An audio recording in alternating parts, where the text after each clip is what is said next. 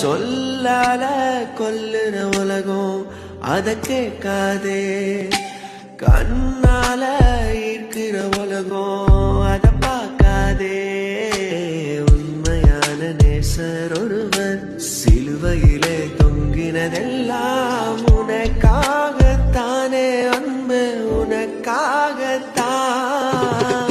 தோல்விகள் வந்தால் அவர் வழி திறப்பாரே, நம்பிக்கை உடைந்தால் அவர் கரம் பிடிப்பாரே.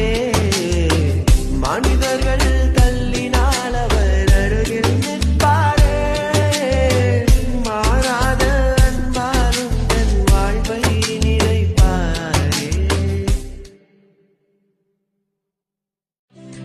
சொல்லால கொல்லுற உலகம் அத கேட்காதே, கண்ணால ஈர்க்கிற உலகம் அத பார்க்காதே.